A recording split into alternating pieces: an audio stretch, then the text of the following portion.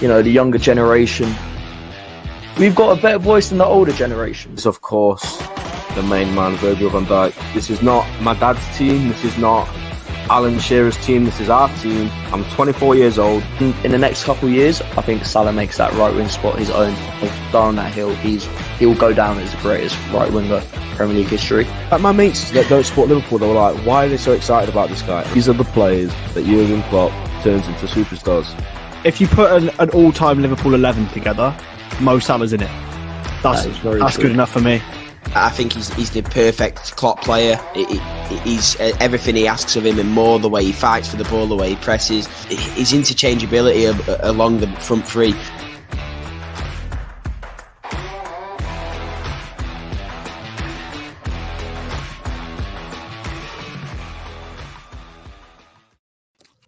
There we have it. Yes, people, how are we? Hope we're doing well. Welcome to GrizCon TV. Young Bucks, as always, joined by the boy Ben and the main man Alex. As you can tell, it's a UCL semi-final preview show. So, look, it's the crunch end of the season. Liverpool competing on all fronts. So, I guess it's something interesting for you all to see. So whilst we're going to branch out into other teams with the help of the main man, Alex, I'm sure there'll be a fair bit of Liverpool involved for all of you. Make sure to smash the like button, subscribe, comment, everything, share it. Tell your mums and dads, tell your grandparents, whoever's free to watch, tell them to watch because it's going to be a good show. I'll go to our guest first. Alex, how are we? How are we doing, mate? What's up with you? Yeah, I'm doing very good, actually. Yeah, I think I'm looking forward to have a bit of a focus on Liverpool here and Villarreal because I think they're the most interesting team, maybe. Most interesting matchup in the games we're going to talk about. They're such a weird team in how good they are and how annoying they are. They should worry Liverpool fans. Like if I back Liverpool, but it's going to be ropey in terms of predictions when we get onto it later. Yeah, no, the closer we get, the more. I don't know. I'm like this with every game, but the more nervous you get because you hear more things about teams. You go, oh damn, like Villarreal, like they're here for a reason. They're in the semi-finals of the Champions League for a reason. So it is what it is. Ben, how we doing, mate? Yeah, well, good, mate. We've done the Manx in the space of 4 days, both teams. So, listen, it's just standard thing now, isn't it, for Liverpool? Beating United, not from when we were kids, they made our lives hell. So, it's beautiful to see, really. And, yeah, apart from that, all good, mate. All excited for the rest of the season. And, it's a pleasure to have the Euro expert himself on the channel. I'm probably going to learn a lot here as well because my knowledge outside of England, it's not amazing. I can't lie. Yeah, Alex, you're probably the smartest person to ever enter this channel. So stop it. Avi, if you're watching, like, come on, man, like you got your Luis Diaz take right, but we've got a real European expert in the building, so we're gonna sit back and enjoy it on a Thursday night. What else are you gonna do on a Thursday night when the Europa League and Conference League are not on? Then listen to this man talk more European football. Make sure to smash the like button, please. Like, it just helps. The channel is booming right now. Grizz is a happy man. Let's keep him hungry for more. Like, hungry for more? Oh, that came out. Anyway, into the show. Bit of show notes. We've got Liverpool versus Villarreal in the Champions League. Bit of European heritage in Liverpool, as you can tell. I'll put it in the caption. Probably Europe's best knockout artist, Unai Emery, Mr. Good Evening, because I can't lie, his knockout percentages are a bit mad. He's already done us in the Europa League, so let's just try, to stay calmer. And then we'll go on to City versus Madrid. Cash King City against Madrid, who seem to win every game through heritage. So that's a strange one. And then we'll touch on the Europa League, because I think the Europa League's hilarious this year. You've got West Ham in there in the semis. You've got Rangers. You've got Leipzig, who I think are the favourites. So yeah, and then think near the end, I don't know if Alex can stay long enough, but near the end, Ben and I will touch on Liverpool's putting another nail into the Everton relegation coffin. Big win for Burnley tonight, wasn't it? Yeah, massive win. Oh, if we get that win, they're in trouble. Yeah. So Alex, I'm just gonna kick off with you. Villarreal. We're me and Ben. We're silly little Liverpool fans. We don't pay attention to La Liga enough, but we know you do. We know you talk Villarreal enough. We want to know, what are Villarreal? What are they like? Why are they in the Champions League semi-final? Why are they beating Juventus? Why are they beating Bayern Munich? Why are they 7th in the league but in the Champions League semi-final? What's going on with them? It's a great question, actually, the way you've worded that. And you kind of hinted on it. I think this Villarreal team, through the manager, through the way they play, through the players they have, they are set up for knockout games, but not the league. Like, there's so many individual players in this Villarreal team that you probably would have heard of. People like Samuel Chukwueze, Jeremy Pino, Arnaud Danjuma, Gerard Moreno, then former Tottenham boys, Juan Foyth, Giovanni Lo Celso. So many individual players that they just work in these individual knockout games. And you've got Emery as a man who's instilling a lot of confidence in this team. And yes, they can sit deep and grind out results. It's exactly what they did against Arsenal last year. But I think they've added a bit of confidence to their bow. And if anybody pried their eyes away from Real Madrid, Chelsea, which I admit was really hard to, they would have seen Villarreal going to Munich with 1-0 up in the second leg, i.e., you sit back and you make sure that you are not going to concede, if anything, you'll hang for your life. And they were playing triangles at the back, just playing lots of passes out through build-up, tearing apart this Bayern press like a Liverpool would. So there's a lot of quality in this team. They're not just going to sit back and park the bus. They can do that and they can be effective at it, but they're very intriguing. I guess if you're going to try and find a comparison, it's just come to me now, sort of like, 14-15 Mourinho era, where they have the quality to play good football, but at the same time, if they want to just grind it out, they have the quality to do that. Yeah, it's weird. I look at their team and you've got like these exciting talents in Moreno, not Alberto, Gerard, and Danjuma, but then you've got sort of like football journeymen in like Capoue, Raul Albiol. I wouldn't say Danny Pereira is one, but like he's been around the block. He's a brilliant footballer, but it's just not an 11. You sort of look at it and like, okay, that 11 actually makes sense, but Slovakian still, Capoue. yeah. The he was at Spurs, wasn't he? Yes, and he's And actually Watford, he's done really good at Villarreal. He's someone he stands out quite a lot when you watch him. It's like sort of like a Moussa Dembele of Spurs. You watch him, I was really fun. Gonna make that comparison. Because I was actually flipping between the Chelsea, because I knew we were gonna play one of Villarreal or Bayern, so I kind of wanted to keep my eye on it. And when I was looking at that game, like Alex said, they were playing out really well.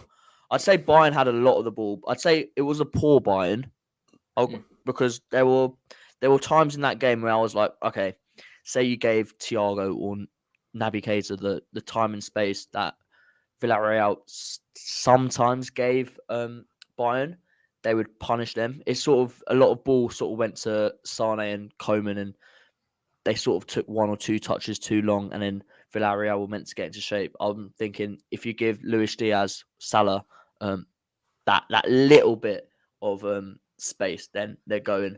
But I'm gonna stay with you, Alex. Sorry, Ben. So good. Before we go to Alex, school, mate. To be fair, thank you for educating us, Alex. We really appreciate it. I need to educate the people watching though, because I know you're feeling maybe a bit shy. There's no football on a Thursday. You don't really have much to talk about. But please enter into the comments, because my favorite part of every show is the comments section, because you're all a bit funny and you're all a bit weird. Weird in a good way. Weird like me and Ben. And a bit cool like Alex or whatever. All right.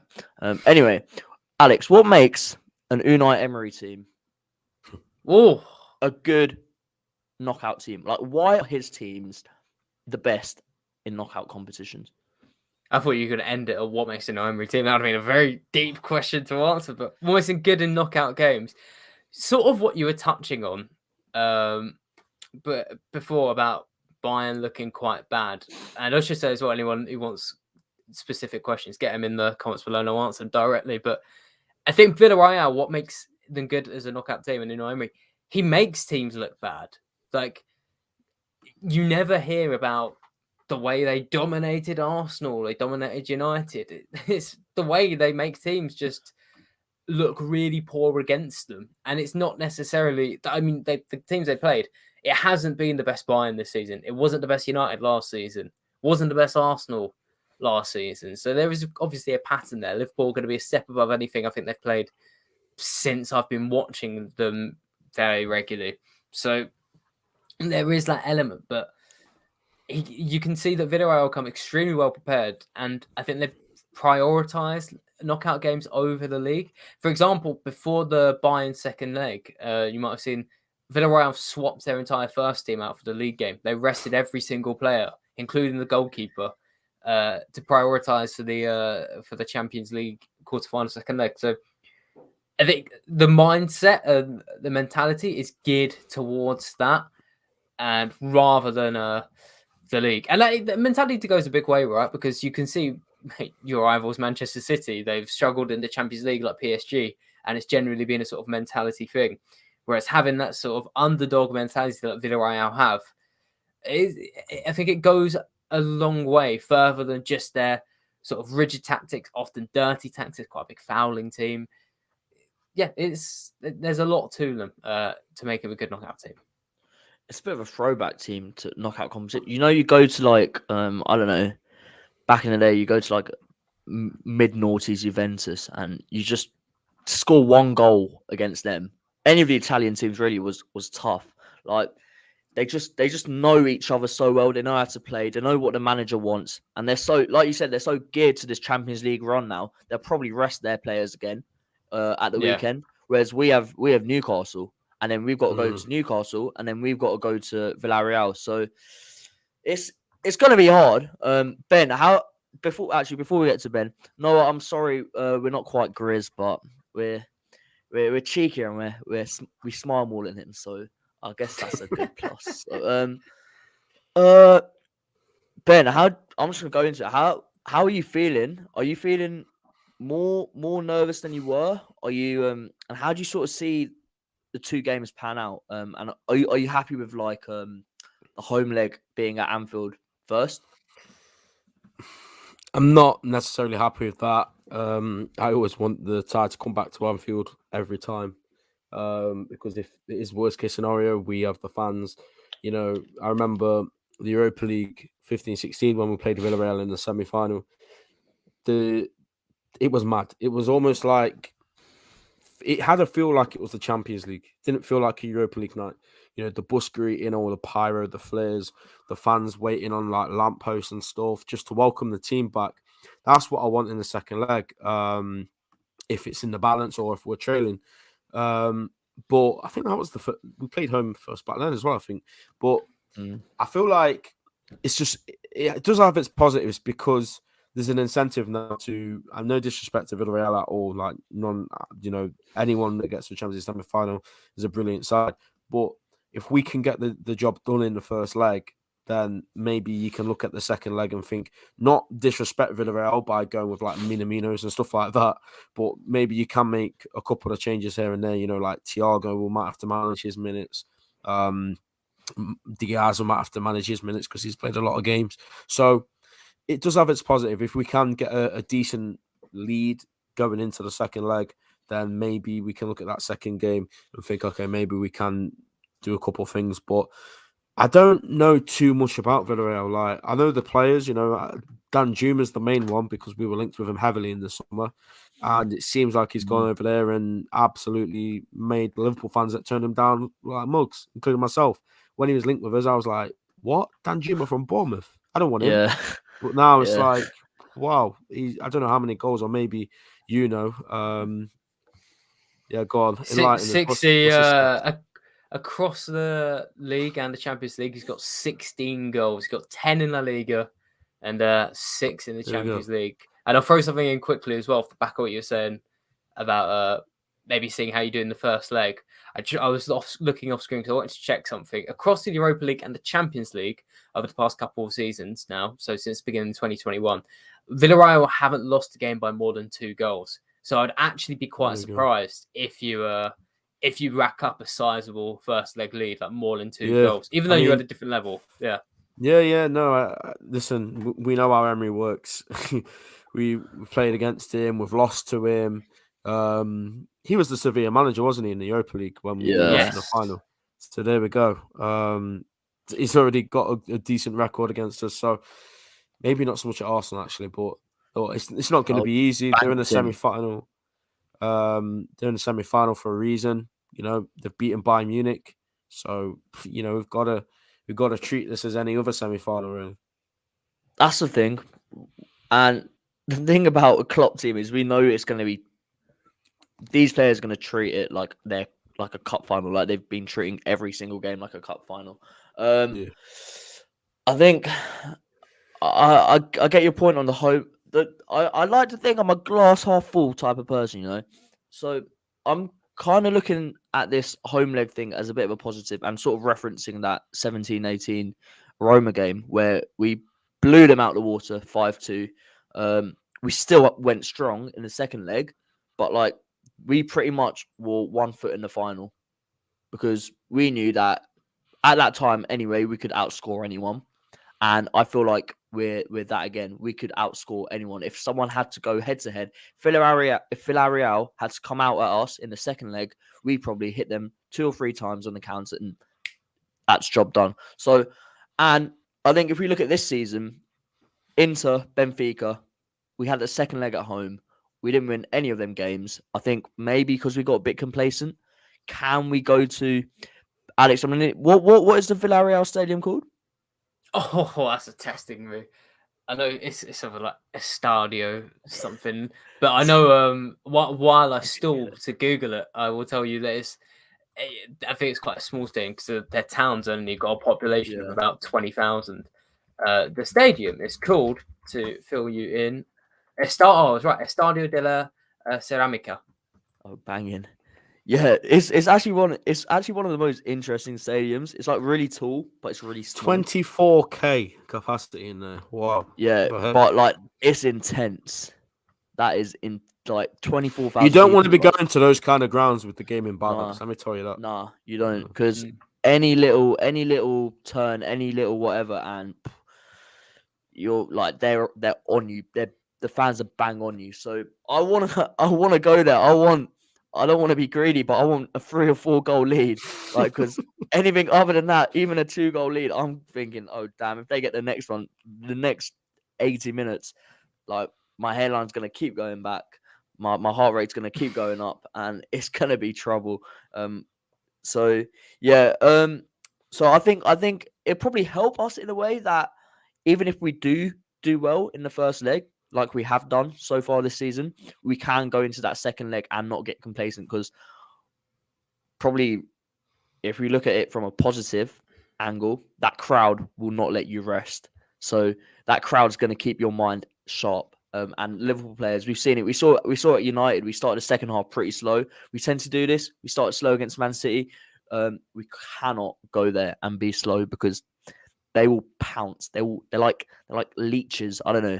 You know those piranhas, whatever animals. Like, it's going to be the biggest night ever in that stadium. Like in the second, it's called semi-final of the Champions League. Yes, they've been there before, but not at this sort of level playing list. Arguably the best team in the world. A lot of people would argue, right?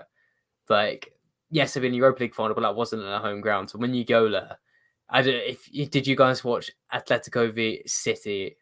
No, it was on the same night as us, I think. Yeah. That game. The Spanish fans take it to quite a new level with their audience participation. So it'd be fun to watch. Yeah, if you haven't thumped them 5-0, the atmosphere at Villarreal is going to be amazing. Whereas Ali got it straight away at Estadio de la Ceramica. Yeah. Bum, bum, bum. What was I going to say next? Oh, I've lost the plot here.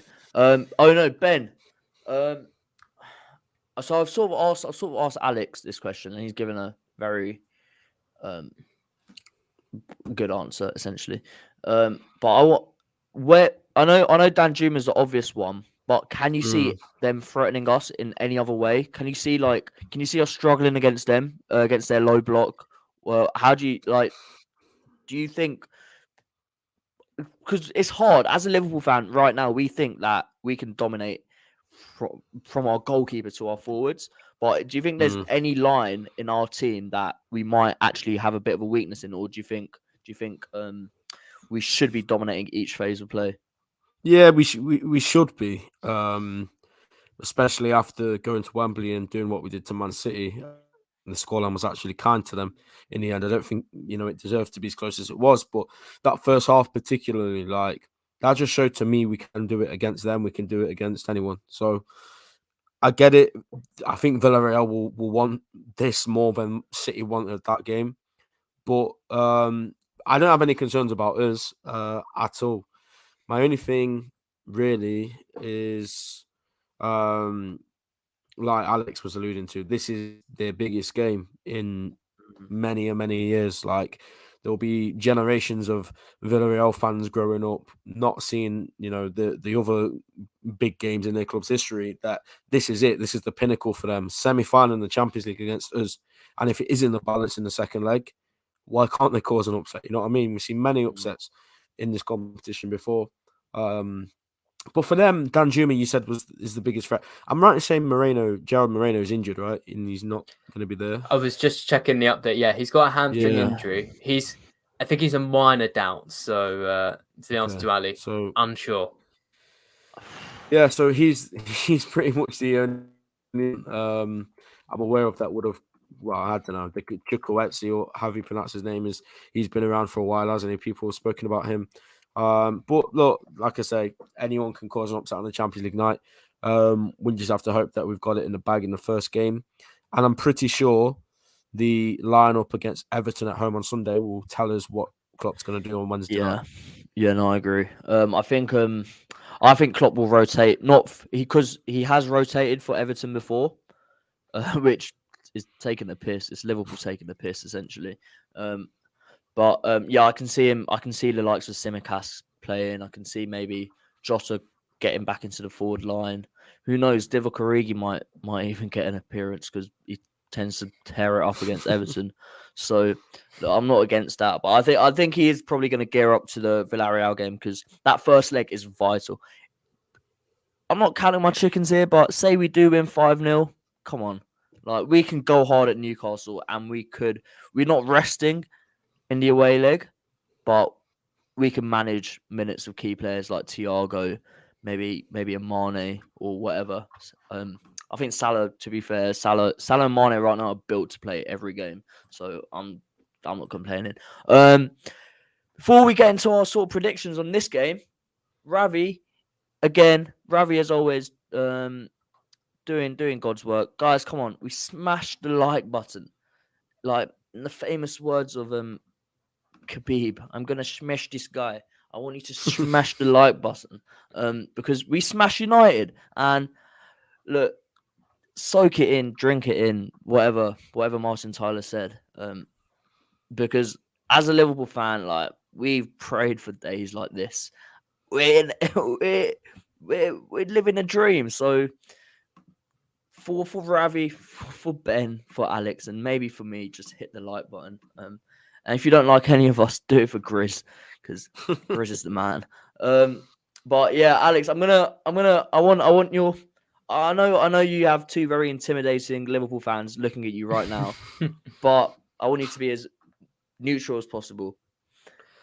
What are your score? Who's going through, and how do you see the two games panning out? Going for the first leg first, I'm going 2-0 Liverpool at maximum, because I think the last couple of times I've been on the Grace Con channel, it's been for Inter Milan and it's been for Benfica, and both times we said if Liverpool smash them in the first leg, then they're going to get past it. And we're saying it again.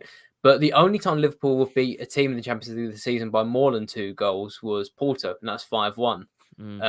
That's the only one. I think every other game it's been 2 or 1 goal margins, right? So I don't think, by the way, that's Liverpool being limited. I think Klopp shows a lot of respect to the opponents. Like, I don't think he's going to send his team out to kill Villarreal. So I'd go 2-0 in the first leg. And in the second leg, I guess I think I'd be backing Liverpool's resilience. And you know what most impressed me recently watching you is the defensive line. I know we're kind of past the debate of, is it too high a defensive line? They're going to concede. We're kind of past that now. It's proven that it's not going to concede goals, but it still astounds me. So I'm going to go 0-0 second leg, and then we'll go through to the Champions League final. I'll take a 0-0. I'll take anything. I'll take a 1-0 off someone's backside in the last minute. I don't know. Like, whoever, an Alberto Moreno own goal to send us through, please. Whatever. I don't care. Ben, how do you think? Well. Oh, he is, isn't he? Damn. Yeah. Poor guy. Yeah, Ben. Same question. How do you think it's going to pan out? Scores. Yeah, I mean, I won't go against a 2-0 home leg. It's a shame there's no away goal, because we could almost get a 1-0 win over there, and that would be huge. But yeah, look, I think it depends how we set up. I'm pretty sure Thiago is going to start at home, which means he might not start on Sunday. But if that's what it means, he's going to start against Villarreal, I'm happy. But listen, we just need to learn, like, if it's not going our way, to just not. And I don't mean learn necessarily, because we have done it this season. But if they are going to frustrate us, to not get drawn into their mind games. I think Alex was alluding to it earlier, like their almost dirty tactics. I think we've got a lot better at that, to be fair. When we first got into the Champions League, if teams come to us and like spending time on the floor, or were telling referees to book us and stuff like that, we'd kind of get caught up in it, and you could see how it changed the way we played. But I feel like, if we just forget all of that, play our game, play our football, try and break them down if they are going low block, which again I think we've got a lot better at, especially since Luis Diaz has come in. I think he could be key for this one. I think we'll be okay. And look, when I did my YouTube stream, I did a live reaction to the draw. I did celebrate this tie. I did. So I have to back us now, or I'll look very silly. When I saw that on the other side, it was City, Chelsea, Madrid, Atletico, mate, I was absolutely buzzing. The words I said was, Bayern or Villarreal, not bothered, bring me either of them. We'll beat them both. So yeah, I have to stick with that now. Yeah, mate, to be fair, I was the same. You avoid City, we know what they're about. Madrid, we know what they're about. Even Chelsea mate, cup team. Chelsea, like they were unlucky in the Santiago Bernabeu. So Villarreal, Bayern, like, I don't know what would have been the harder game. We'll never know. It's like we'll never know. It's like that Kanye West meme where he's like, "We'll never know." But because Bayern, I'm not convinced by. I'm personally not convinced by Nagelsmann yet. I think he's brilliant, bright young manager. Don't get me wrong, but every time he sort of talks up, I remember when he was at Hoffenheim and we played him in the Champions League qualification. We beat them. I think it was 2-1 at their ground, and he was like, "Oh, we come to Anfield. We're not scared of the atmosphere, or whatever." And they got spanked like 4-1. I was like, "You need to like tone it down. Like, okay, fair. You're young. You're brash. You're whatever." But he said the same thing, didn't he? He said something about Villarreal being like, "We won't make the same mistakes again," or whatever. And look, you made the same mistakes. He actually said something that I can't remember what it was, but it pissed Villarreal off, because all of their players after the game said what motivated us was the way Bayern players and the manager in particular spoke about us. We watched like what he said before the game to get us hyped. Yeah, what was it? Do you remember? He said the biggest mistake Villarreal did was they left us alive or something. They left us. They should have killed us. It's you know that meme. It's like it's that guy who's just been beaten up and he's like, "You should have killed me." He basically was saying that you should have eaten us up at the Ceramica, and because like you're coming to the Allianz Arena now essentially, and we're gonna turn it on against you. And look what happened, Mr. Nagelsmann. You lost 1-0 again. Sorry. No, it was sorry. He said Nagelsmann said he wanted to decide a tie in the first leg, and their did players are he? like, yeah, and he said the players said came out and said that was we got disrespected by that, and we were like, I think Danny Barrow said it's like a spit in the face. Mate, I'm so glad he's a And great we just spend the last 15 minutes saying, yeah, we'll fuck him up in the first leg, and then we can rest him in second. Yeah, and what happened, mate? Like I don't know, his 3-3-4 formation or whatever at Bayern. Fair play, whatever he plays, but it is what it is. Right, we shall move on to El Heritage against El Cash-itage. Real Madrid, Man City. They keep playing each other in the Champions League, right? Did they play each other? No, they played each other a couple. 2019-20. Yeah, and Man City basically dominated them. I can't lie. As much as I do not want Man City in the final, well, I don't mind after the FA Cup, but I think it's interesting.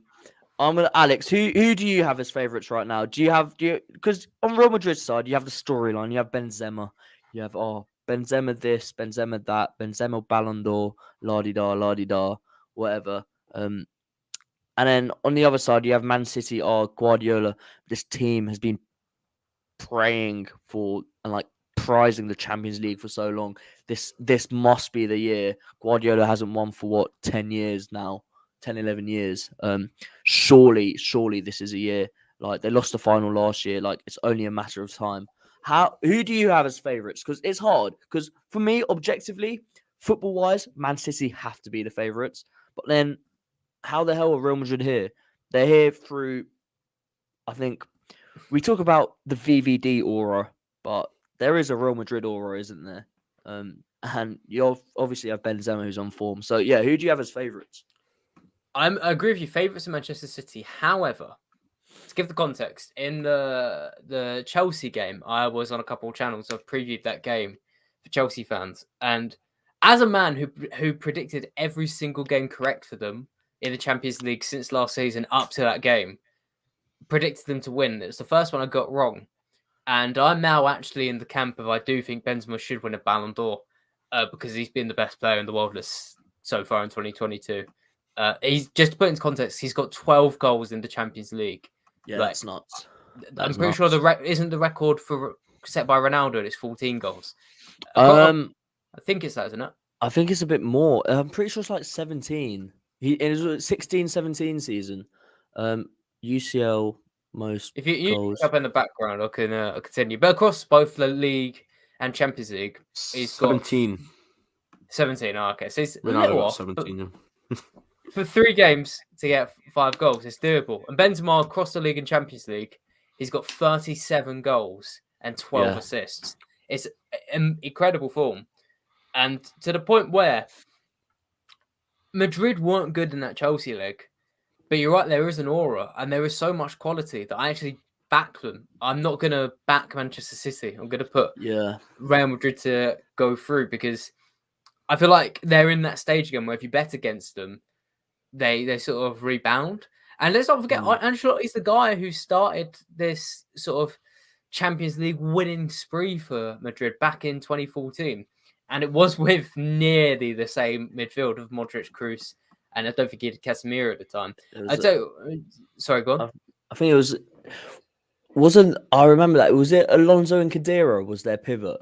It might be that, yes. And then I think Casemiro came the year after because I remember that team, that Real Madrid team. Side note, but the Mourinho like 11-12 team.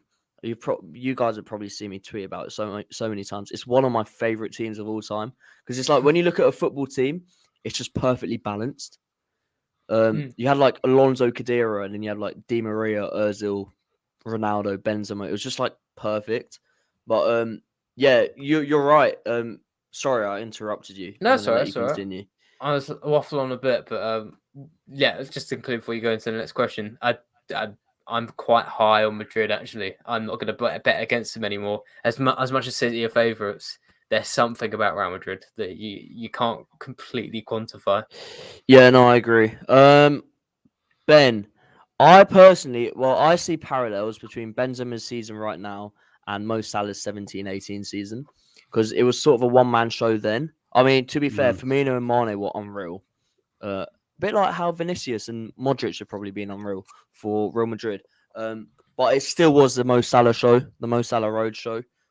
Whereas here it seems to be the Baron Baron Ben. Kenzema. You know what? I called him Barry Kenzema recently, and so I keep calling him Baron Kenzema. Sounds like a drug dealer.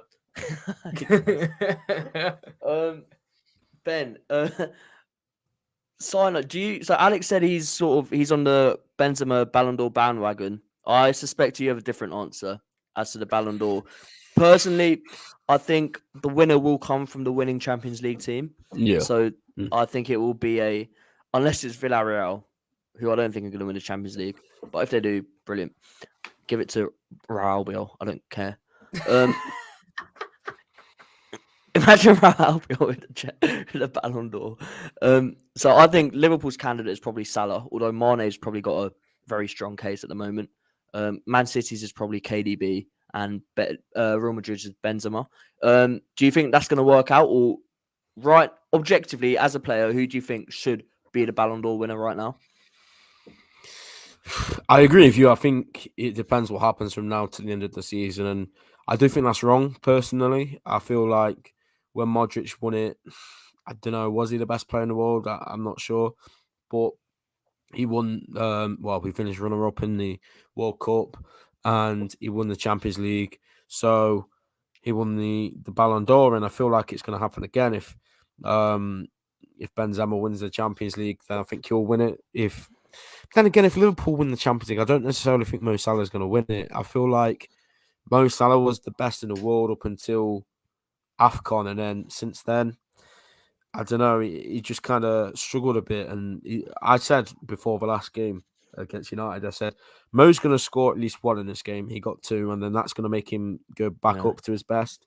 So it'll be interesting now to see what he does for the end of the season, and maybe he can do some things in the Champions League.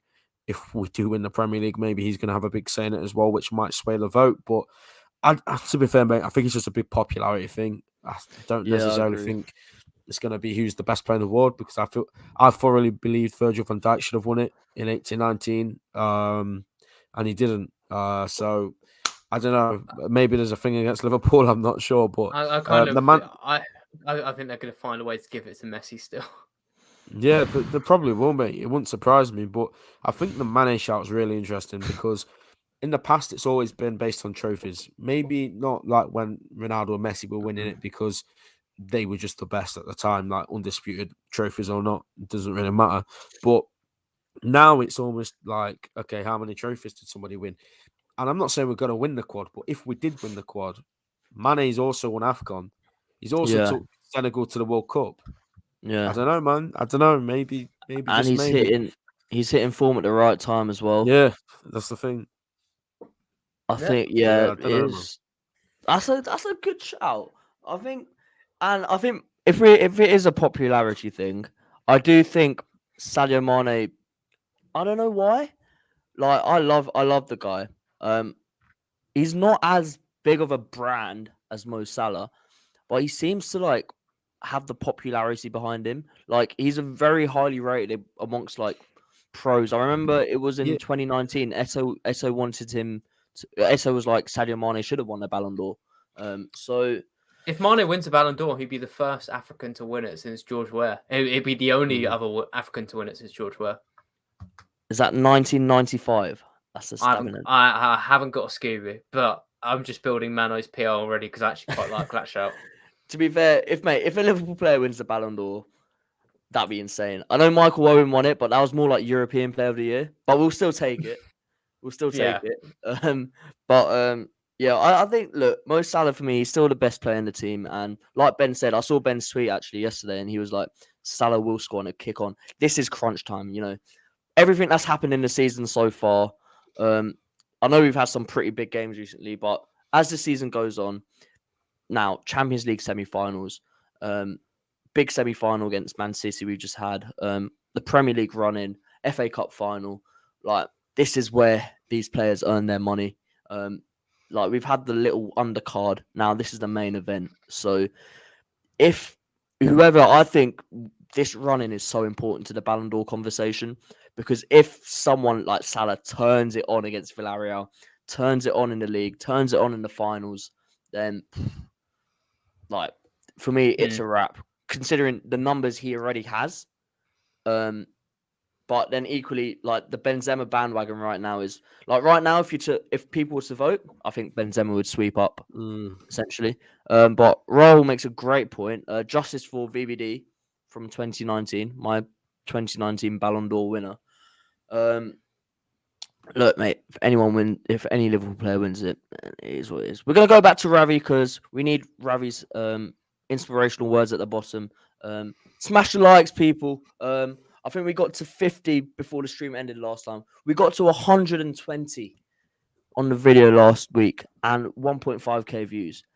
I'm not saying we're on 32, but come on, 18 people. There's 17 of you right now. If all 17 of you liked it, you probably already have, which is why you're watching. But for those who haven't, just really quick, just go to the bottom of this video and touch the like button. Nonya, welcome, Nonya. Ben, do you have any words for Nonya? Just, you're the GOAT, mate. Keep on joining us. Keep on leaving your comments. And yeah, we love you, bro. Guys bro, in the well, comments. I don't know, actually. We don't know if Nonya's a boy or girl, but whatever. I'm just assuming. Nonya, whatever you are, we love you. Whatever yeah, guys. you are. Does that make sense? It's Whatever you are, wow. I don't know. Nonya could be an what did they call aliens? Like extraterrestrial. ETs, yeah. Nonya's gonna cancel you. Oh no. Nonya, we know we appreciate you essentially. Moving on to ET, yeah. Luka Modric. This is the man I want to talk with you, Alex, because he's aging like a fine wine. So is that Real Madrid midfield, to be fair. Is he still good? Because is he still the Modric that won the Ballon d'Or? Because for me, he's done some unreal things on the football pitch this season. Like he ran a mile, well, many miles against PSG, and that pass to Rodrigo was out of this world. Although I reckon I could play that pass. I'm just saying. I know Ben at 5-a-side has played that pass plenty of times. So, but is he the Luka Modric that won the Ballon d'Or and that we should fear, or is he someone that teams are allowing him to play, a bit like they're allowing Toni Kroos to play in a way? Halfway between that, really. Modric, technically, in terms of like his technique ability, is still the same Modric, if not better. Like he looks like perfected, aged like a fine wine. But Madrid do carry him and Kroos. Last season, you could see what was really interesting was Casemiro was effectively playing like a DM, but also an attacking midfielder, and like Modric and Kroos would effectively shuttle up and down instead of like really trying to push really far up or really far back, and it kind of saved them legs. So Modric has got that ability to cover ground, but not quickly. So Madrid are sort of covering for him. They will sit deep when they need to. They did against PSG and Chelsea. So technically, yeah, I'd say he's still that Modric. But I mean, if we're going to quickly shout out a Madrid player, I'd say watch out for Ferland Mendy. I think he's exquisite. Like there's a moment in the first leg of Chelsea where he double rouletted two players, and all of the play when Real Madrid are in full flow goes through Ferland Mendy. Yeah, like, it's clearly a brilliant player. So maybe if you both end up at the final, watch out for him. Yeah, him and Vinicius down that left, it's terrifying. Dangerous. And like the whole Vinicius and Trent thing from last season, if it was Madrid Liverpool, 100% every single media outlet will be playing on that.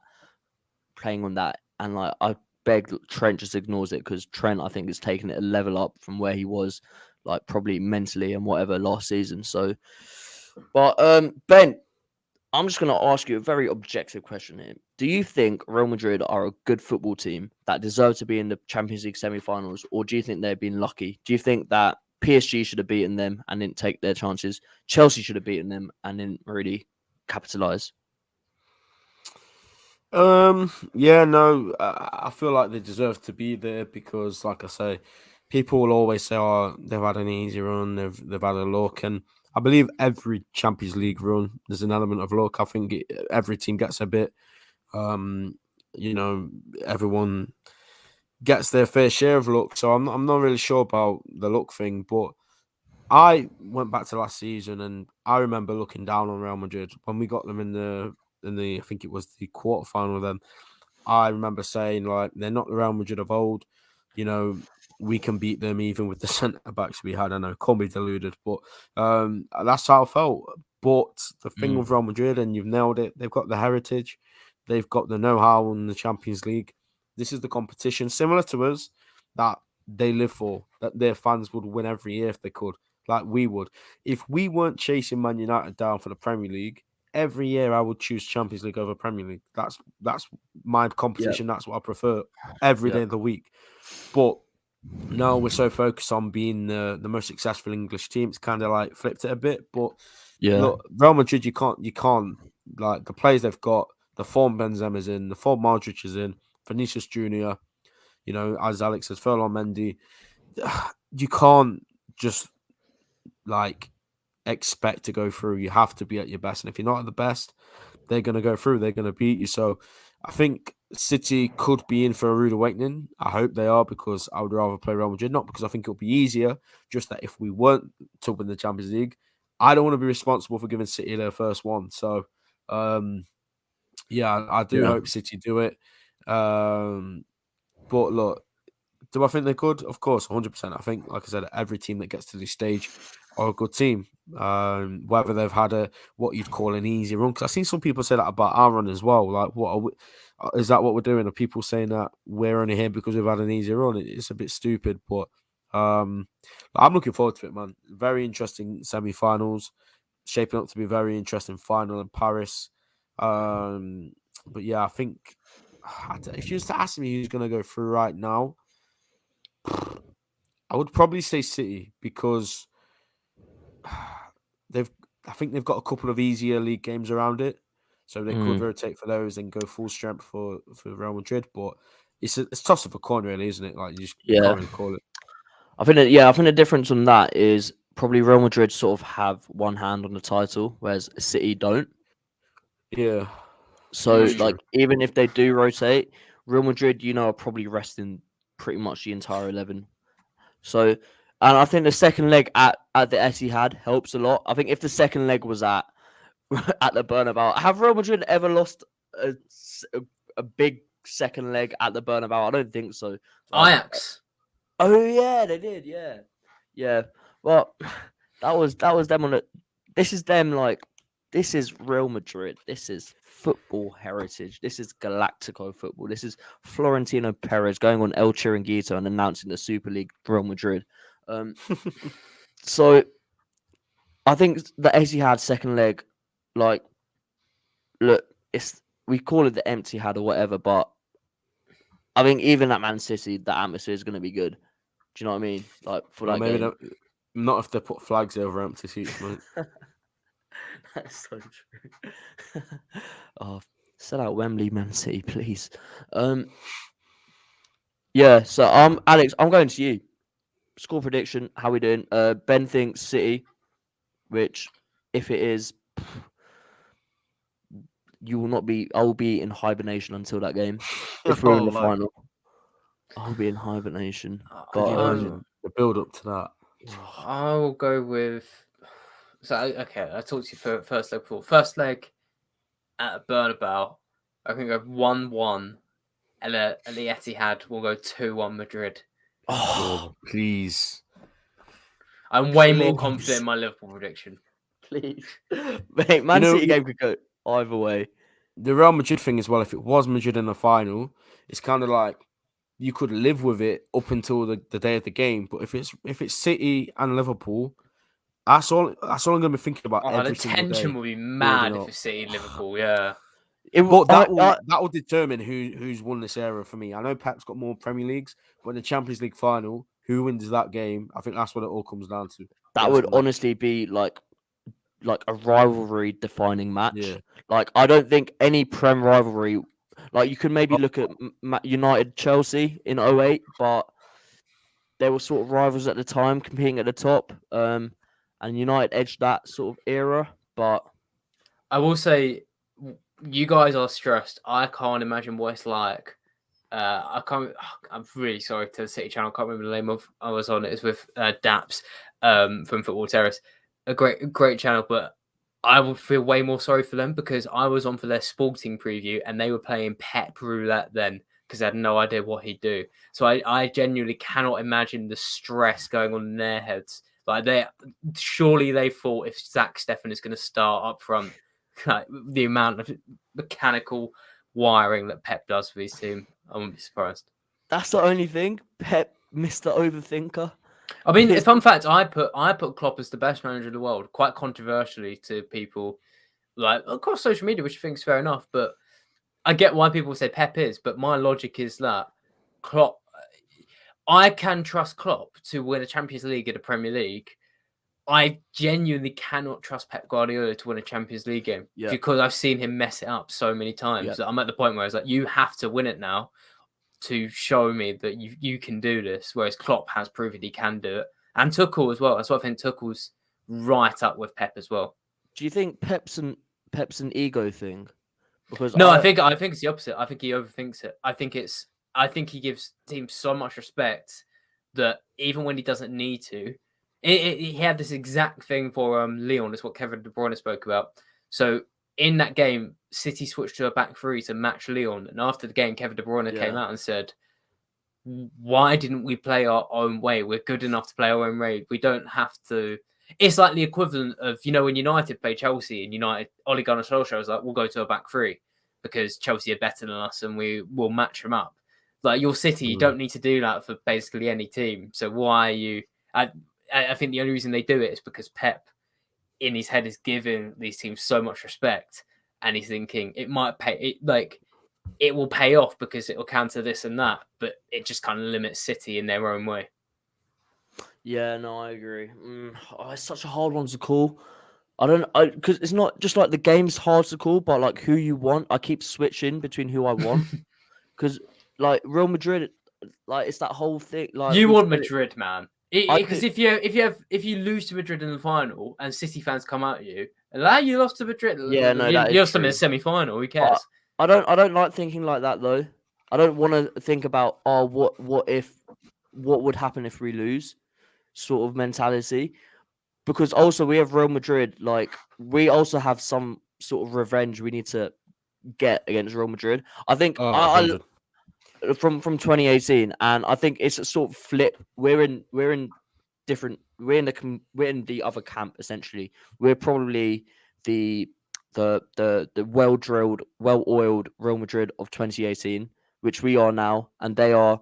Yeah, they've definitely got a better squad than we did in 2018, like all round. But they are the Benzema show, just like it was the Mo Salah show. So there are parallels in that where I'm like, you know what?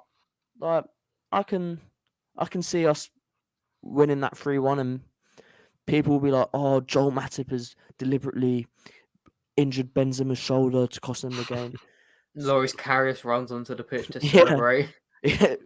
Courtois just has holographic gloves. I don't know, whatever. So yeah, I think you're right. I do want Real Madrid, but look, whoever it is, you got to back the boys. It's in Paris, the city of love, and we're going to the most romantic team in the world is Liverpool Football Club. So it's only right that we win it in the Parc des Princes. I don't want to take too much of your time, Alex, but we also have some Europa League vibes, just vibes, pure vibes in the Europa League. The only just- person I've ever heard say yes when talking about the Europa League. Yeah, it's interesting, man. It is now, Introduce yeah. it, Now it's please. in the later stages. You know what? It's actually always interesting. Like, there's always something mad going on in Europa. You know, all like so many like Puskas nominee goals come from the Europa League. I don't think you realise. Like it's just Paes. My oh God. yeah, his goals mad. Unreal. Conference League as well. Bloody hell. But yeah, Alex, right. West Ham, Eintracht Frankfurt. I'm gonna run through these with you. Personally, I'm on the. I love. I find it so funny if West Ham won, and I actually think they have a very good chance. But equally, we're coming from the English perspective where West Ham have this 7'5" average height team, and they're bulldozing their way to the final. Whereas Eintracht Frankfurt, bloody hell, went to the new camp, had more fans in there than the Barca fans, and absolutely tore them to shreds. So, what's the deal with Frankfurt? And can you see them ending the West Ham journey? The bubble will burst. Yeah, Frankfurt have got some interesting players. We're not going to go on about all of them, but Kostic is the one guy that's really stood out.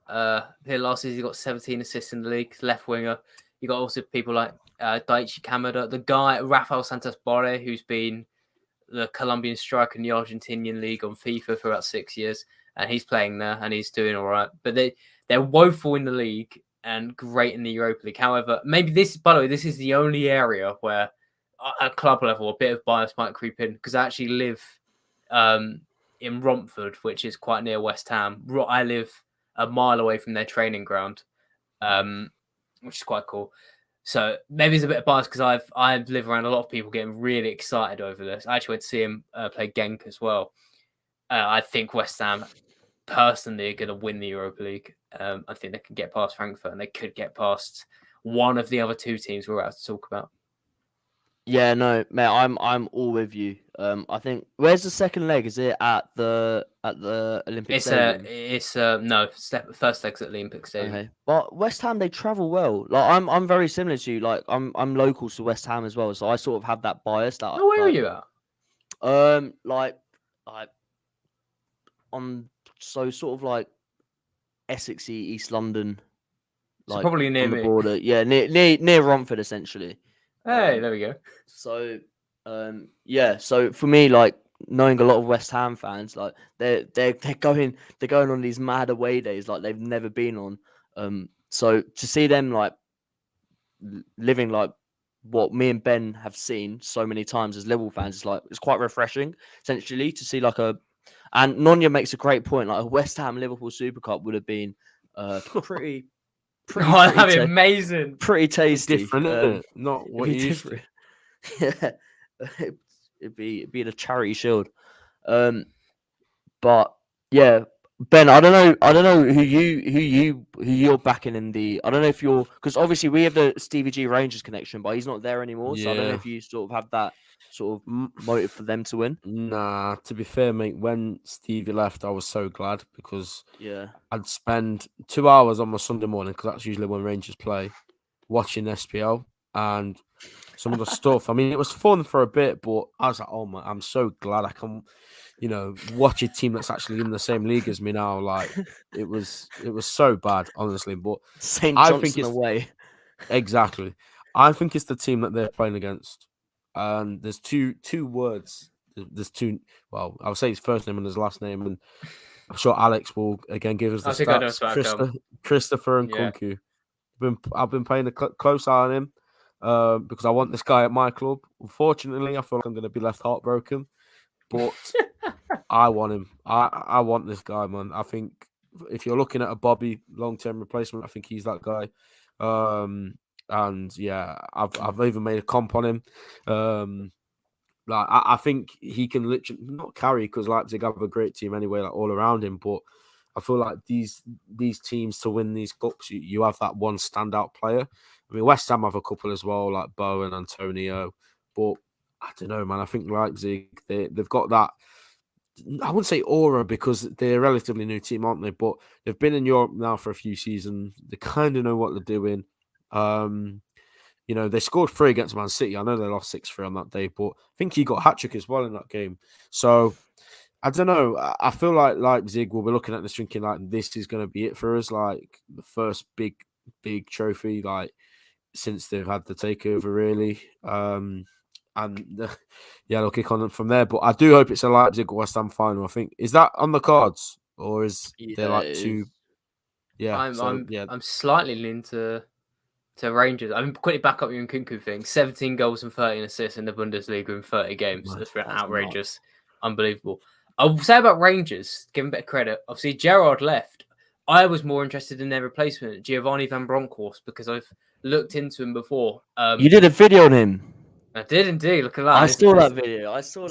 It's amazing knowledge there. Thank you very much, my friend. Yeah, Van Bronckhorst, he's been lined up as Pep's replacement. He's learned in the City group. He's the guy who broke the Ajax PSV dominance in the Netherlands. He won the League final in 2017. He's a really smart coach, and I think he's taken a little while to get going at Rangers. Like he lost a couple of old firms, but he won a recent one. He's got a good team going, and in fairness to him, he's been really good in Europa League. So I find that one quite tight to call. I guess he asked me to put a bet on it. I put Leipzig, but I'm not ready to completely write off Rangers. But I will write both of them off in favour of West Ham. Yeah. Oh, I don't know. Like for me, Leipzig are like if the script was to go, ignore storylines, whatever. The script was to go, you're the best team, you win. It looks like Leipzig are probably the informed team right now. They're playing well, I think. Although, did they lose to Dortmund recently? Oh no, that was someone. Oh no, they got a big result against Leverkusen.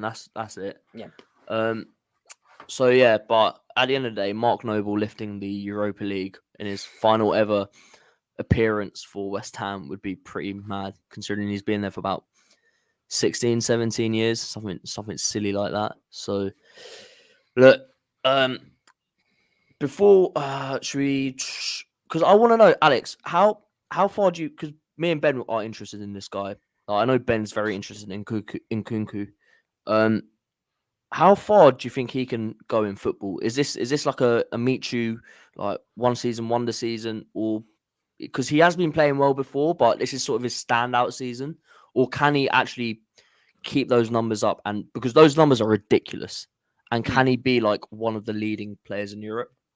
I think he could be. He's on track, to be honest. He's just turned 24, and when you turn from 23 to 24 years old, that's when you regard as like physically peaking as an athlete. So his numbers do track out, and it's not as if he's come from nowhere. Like born and bred in Paris, I believe, come through the PSG academy, and was highly rated there.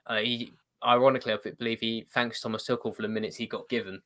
So I think everything's on track for him to move from Leipzig to another team and like really smash it out and be like a top provider in Europe.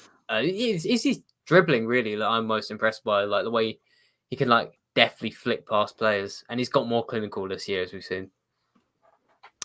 Yeah, if he came to Liverpool, I don't think he'll come now because I think we have different players in mind.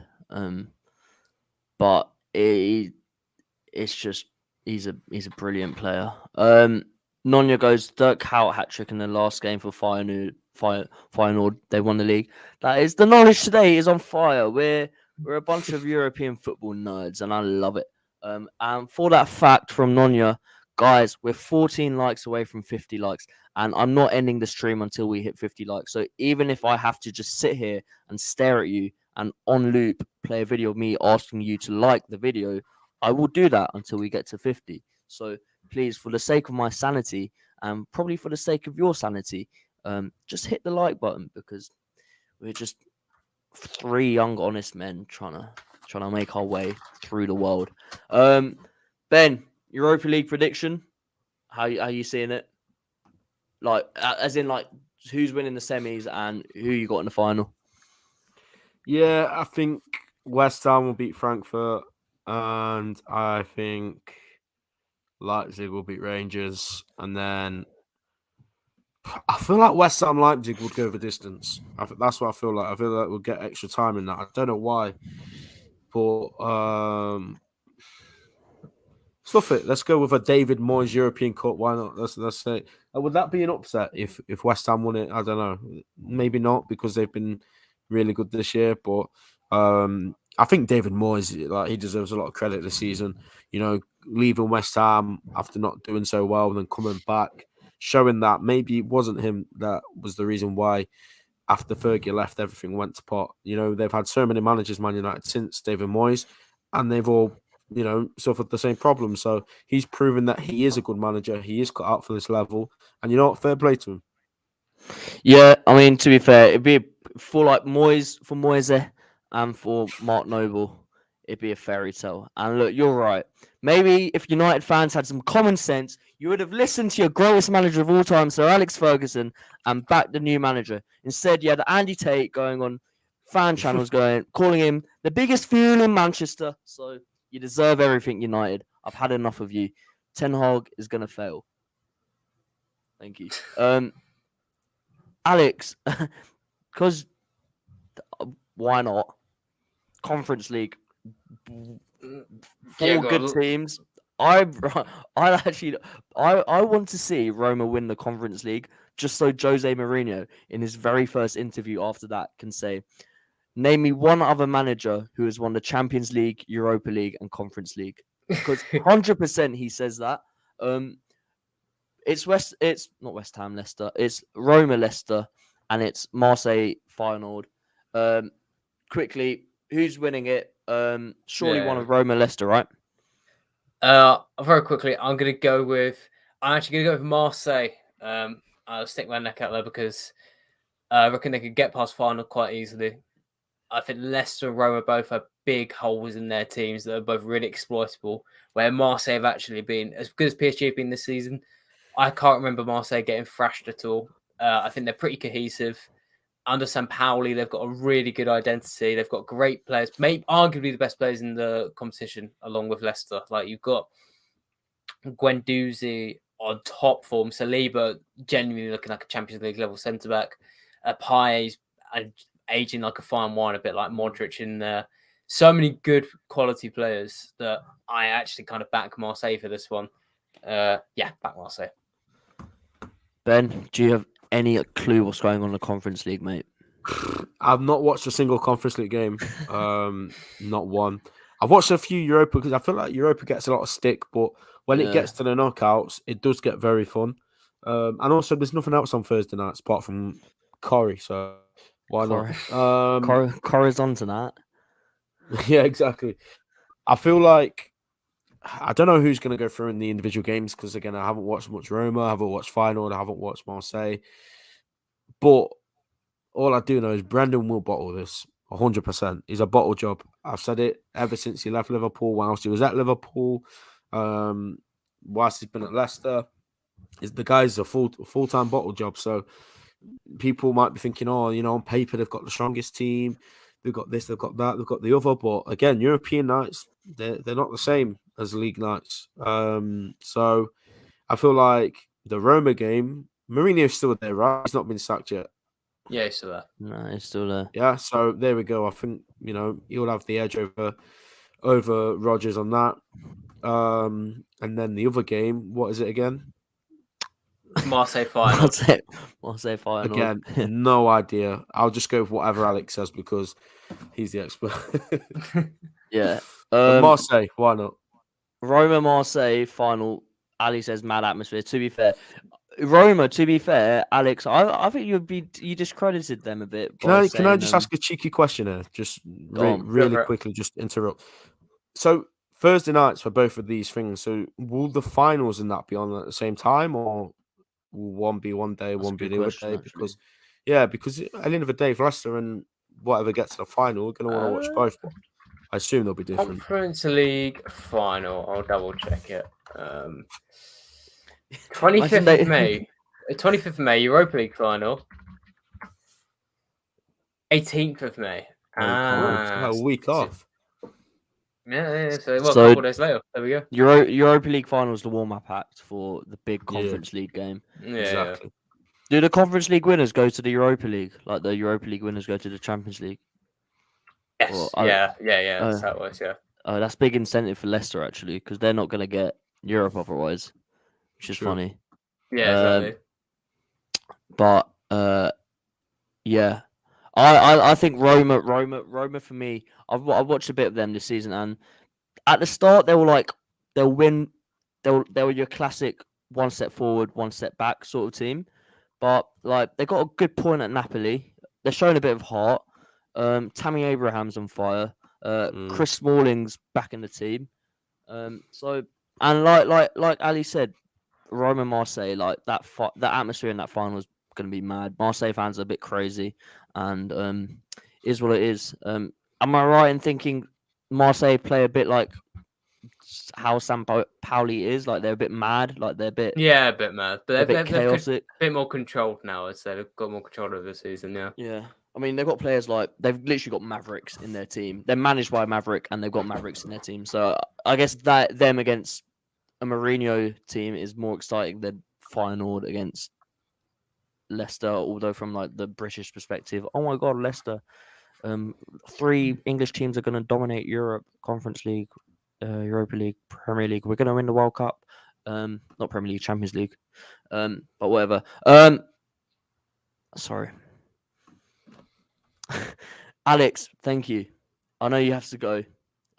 So it's an absolute pleasure. Me and Ben are gonna have a quick 5-10 minute chat about Derby Day on the weekend because we're about to relegate Everton and I couldn't be happier. So we're gonna do that. But mate, as always, you've enlightened the both of us. You've enlightened everyone watching here about football in Europe. And yeah, mate. If you want to, mate. Thank you. Appreciate it. Cheers, man. Thank you. Do you want to plug yourself quickly? I know you left us on a bit of an Easter egg hunt last time, so you can do that. I'll do Easter egg hunt. If you want a bit more, I'm doing player profiles now. My transfer profiles are back, so if you want to find out probably about Nkunku to Liverpool, check out Euroexpert on Twitter and TikTok, and you'll see a video soon.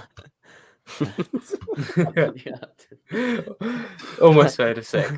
And on that note, Alex, thank you, mate. We'll catch up soon, and yeah, lovely, sweet. See you guys. Pleasure, mate. See you soon, mate. Nice one, Mr. Euro Goals. Thank you, Nonya. All right, Ben, let's get on to the main event of the weekend. Screw this Tyson Fury Dillian White fight. There's gonna be big punches thrown in that, but we might actually ruin Everton Football Club on Sunday. How do you think that's going to go? Just off the bat, do you think it's United dominance again? Because for me, it makes sense that we dominate them. The only thing is we have to probably rotate. Yeah, look, I feel like there might be a little bit of rotation, nothing too crazy. If there is rotation, it will be the midfield and one of the forwards will come in. Maybe you get Costas in there, but I don't know. I feel like Robbo in a Merseyside derby, he might have that edge. But I'll just go through what I'd probably be happy with rotation wise. So if it was Ali, Robbo, Virgil, Matip, Trent, Fabinho, and then if he's going to rest Thiago, you have Naby and Hendo. I think that would be fine. And then if he's going to rest Luis Diaz, you bring in Jota. Might bring Bobby back in. And Salah, but I feel like a parrot. I keep repeating myself, but whatever lineup he goes with, mate, at this stage of the season is going to be good enough because there's no way he thinks he's just going to make 8 or 9 changes for a game. It's not going to happen. So if he just makes a couple changes here, one there, I don't care. And people have this agenda against Jota starting games. I'm not bothered. It is what it is. I think we'll beat Everton with whatever team we put out, to be honest. The only thing I'm quite concerned about now is they are literally fighting for their lives after Burnley's win today. If they're thinking now, oh no, like the other games have been a free hit because they're not Liverpool, but Liverpool is pretty much for most teams a guaranteed loss. So if they can get that win against Liverpool, which we both know it's not going to happen, but if they do and if they think like that, then that's basically a bonus 3 points on Burnley, isn't it? So, I don't know. I think it's going to be a little bit trickier than people say. Like some people are saying 5-0 business, but I still fully expect us to get at least 2-3 points and on to Villarreal. atmosphere is going to be banging as well. I think Oh, atmosphere 100. from now until the end of the season is going to be unreal in every game. Like it's that typical running sort of get more and more people going to be cheering the bus into Anfield. It's that sort of time. Everton, I mean, they beat us last season, but last season was a fake season. I don't really count last season as a season. Like it was generally felt like a glitch, like in life. But when is because I can't see like where does Trent get a rest now? Because he has to play against Villarreal. Does he Yeah. get rested against maybe Newcastle? But Newcastle on it as well. Nah, Maybe Newcastle for me is I don't know how you feel, but I feel like that's a potential banana skin for me. The oh, way I it's think yeah. since like I think it was February or something, they've been like top 2 in form teams. Could be wrong on that, but I'm pretty sure they've been smashing it. And yeah, St James's Park away. I mean, the season where we was going for the title with City and lost out, we only won because of a last minute Divock goal. And I don't know, man. I just Newcastle away in a running like this. It's not because their fans as well are crazy. But look, we've got to back us for whatever game we play. To answer the thing about Trent getting a rest, I don't think he does, mate. To be honest, I don't think he does. There's not one game in there which I'd be confident with not having Trent playing, and that that's bad. But that's just how good he is. That's a testament to how good he's been this season. He had his critics last season for whatever reason. I wasn't too caught up in that because I feel like it was absolutely fine for him to see some sort of drop off because of the situation we were in. But this season, he's just been on another planet to what he's ever been, in my opinion. And I just feel like him, Thiago, Virgil, and Salah, those players that I just mentioned, if they all stay fit, we might just see something special. Yeah, the quadruple's still on. As I'm they not say. saying it, mate, but So yeah, you just don't know. we've gone an hour 15 without saying the magic word, and because I feel like I've said it about 50 billion times in each of the last streams, so it's quite refreshing not talking about it. So I'm not going to talk about it. I've said it once. That's enough. That's enough. So yeah, Frank Lampard, Jurgen Klopp. Last time they faced off, Frank Lampard thought he was the greatest thing since Billy sliced Big bread. Balls, mate. And since then, he's been sacked. He's about to get Everton relegated. Nobody likes him. Micah Richards pretty much ended the Gerrard Lampard debate today by literally looking at Alan Shearer in the eyes and saying, "You've played with both of them. Gerrard and Lampard are chalk and cheese." It's ex-pros now. They're not trying to be, I don't know, balanced and not trying to be unbiased, like fair. They're trying to be fair. They're not trying to be fair. Oh, God, I've butchered that. They're just straight up saying Stevie G is better than Lampard. Roy Keane was, he was waiting to say that Gerald was better than Scholes, but he couldn't. So that settled that. So Frank Lampard, is there going to be tension on the sideline? What's going to happen? Do you think? Because what? Do you think he's got a bit of an edge on him now? It's Liverpool. Do you think that's gonna sort of fire Everton up? Because the last thing I want is Richarlison again flying in 2-footed into pretty much all our players.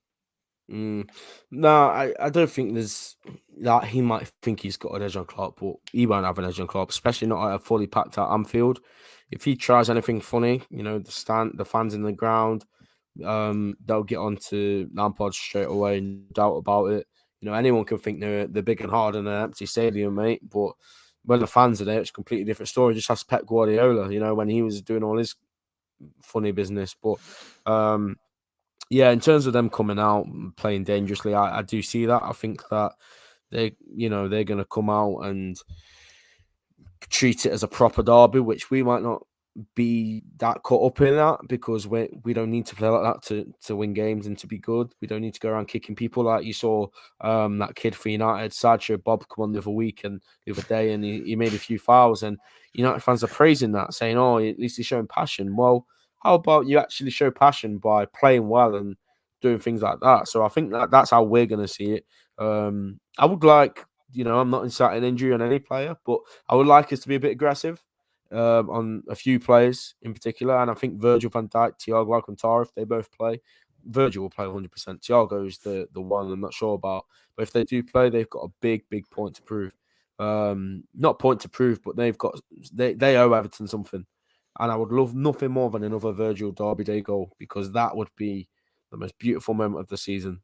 You know, A header above Jordan Pickford, and Pickford just mate, falls. honestly, yeah, Perfection. Beautiful. Score prediction. Yeah, let's get into it. Score prediction. How's it gonna go? 2-0 Liverpool. I think it's going to be a bit cagey at the start, and I think we get a goal towards the end of the first half, and then I think we get one like sort of midway between second half, and then we do that typical Liverpool thing, that being 2-0 up, where we just think, actually, let's reserve ourselves a bit, see the game out, and make a few changes. So yeah, bloody hell! Like near the end of the stream, we've suddenly got viewers. Thank you for coming late, people. I'm joking. Make sure to like this video, because we're aiming for 50. Because in each of the last streams we've got to 50 before. We're 8 off. Come on. There's 24 of you in here right now. If you all just stared at that like button and liked it, it's the one with the thumbs up. Please, just please. It helps us so much. Honestly, it makes me sleep well at night. For me, I'm gonna go. You went 2-0. I was thinking 2-0, but I'm actually gonna say 3-0. I think I can see Salah scoring a penalty. I don't know why. Yeah, I just see Salah scoring a penalty, so I can see one of Everton's back four just doing something silly like chopping down Diaz. So I'm gonna say Salah will get 1. I think Mane will get 1, and Mr. Van Dijk 3-0 header. Van Dijk to open the scoring 1-0. And then I don't know because City play on Saturday. I don't know if that's gonna. It won't affect Klopp's thinking in terms of lineup, but okay. Did you see the picture of because they're playing Watford? It was like, if Roy Hodgson gets something at City, he'll be added onto like the banner. You know, the banner we have of like all our managers that have won like big trophies. If Watford do something, honestly, Roy Hodgson, every bad word I've said about you, I take it back. You're an absolute legend of the game. But please. Alex, big up, mate. Alex, like the video. So, okay, we're at that time of season. Just before we finish up, we're at that time of season where Divock Origi, he wakes up. Do we think there's still a role for him in this run-in? Do we think the football gods work in a way where Divock Origi must wake up when Liverpool are in big Champions League and Premier League run-ins, and Everton at home? Do you think there's a place for him in this, or do you think because of the squad depth that this is a man that's he's gonna earn his trophies the comfy way on the bench? Yeah, I don't see him being used, to be honest. I think there is a clause in the contract where if he plays a certain amount of games, he gets an automatic extension. I'm not entirely sure how many games that is or how far off he is from that. Yeah. If he's still got a few games left to spare, then why not use him in these games? But yeah, after that, you say, mate, I think there's just too much competition now in that front line. You've got Diaz fighting for his place with Jota and Mane. Mane looking like the best false nine to grace the game since Bobby Firmino. Yeah. Salah, like I said, the goal against United is hopefully going to kickstart his form to the end of the season. So I don't see Divock being used. I'd love him to have one more big moment for this season and for his Liverpool career, because it does look like the AC Milan move is all but confirmed. So whatever happens with Divock, even if he doesn't get his moment in the season, I think there has to be something in place for him. Like, not saying like get a statue or anything stupid like that. It doesn't deserve that, but like the fans need to be able to have a way of thanking him, and like maybe it's a lap of honor. He comes out the tunnel after the game. Like this guy, and people will laugh at this, but he is so important. And without Divock Origi, number 6 doesn't happen. It's as simple as that. So whether you want to say if he's a legend or not, that's up to you. But in my eyes, if a player like him has been pivotal to us winning a Champions League trophy, they're a legend. Like Barcelona, the final, games building up to that, big games in the league when we won the league, even in the campaign where we got 97 points and didn't win the league. Divock was, the Newcastle game, which I mentioned earlier, the Everton game. There's so many moments Divock's had for us, and granted, he's not the greatest football player in the world. He wouldn't be in anyone's starting 11s, but yeah, we have to thank him at the end of the season and send him off in the right way, and I think they'll do that for sure. In 50 years' time, me and you are going to be telling our grandkids about Divock Origi, and 100. That's just literally every Liverpool fan of our generation. Like, you cannot tell your grandchildren about the Liverpool story without mentioning Divock Origi, Gini Wijnaldum's brace. Like, it's just he's embedded himself in the Liverpool lore. So let's celebrate this man. I call him. I don't know. I think you have legends at the club, people like Stevie G, Kenny Dalglish, but then you also have like icons. And like you have like people like Jersey Dudek who like Divock's going to be remembered for all of time, essentially for being crazy in the Champions League final. Yeah, I love, like Nonya said, if he won us the league, I don't know what I'd want more, a Divock goal or a Coutinho goal. I couldn't tell, but yeah, he scored more goals in Champions League finals than Everton have played Champions League games. So that's a fact. And on that fact, on that beautiful Nonya business fact, Smeet's a Divock cult hero. We'll never forget about him. Yeah, he's a cult hero. That's Alex has probably summed it up essentially. But yeah, on this fact, we'll end there. Ben, any last words? We're gonna win it all. It is what it is. City, Real Madrid. I don't care who it is. The FA Cup after watching Chelsea's shambolic performance yesterday, I'm not worried about that, especially if Thiago plays. Hopefully, doesn't get injured in a warm up. Premier League, that's the one I'm most concerned about, to be honest, because it's not in our hands anymore. But yeah, I agree. It is what it is. As long as we win one of the big ones, it's a dream come true. So I don't care. Banging. Right, guys, please. Well, how many likes we on? I did say I was going to stare at you guys until we're on 49 likes. Come on. Ben, Alex, big up. Thank you, mate. I'm 49 logging likes. on Scrambling Reds right now, bro. Banging. Calm. Speaking of, guys, make sure to sub to Ben on Rambling Reds. He does some quality streams with Jamie. We haven't had Jamie on for a while. We'll get him on soon. We'll get him on next week, yeah. And Jamie and Shigs. Who you go, 50 likes. There we go. The big 50. Raise the bat. Right. This doesn't mean the likes end. This doesn't mean the views end. People, please. We want to hit 100 on this. So if you've managed to struggle your way through this 90 minutes, look, watch it through. Say you're watching Burnley and you don't want commentary on. Just put this on in the background and listen to us talk nonsense. But yeah, people, thank you to Grizz as always for this, letting us have this show and go a bit crazy on his channel. I guess he is our sponsor. One day we will probably have a sponsor. And thank you to Ben, obviously legend as always. Alex, Euro expert, enlightened us all. I now have an A star in European football thanks to him.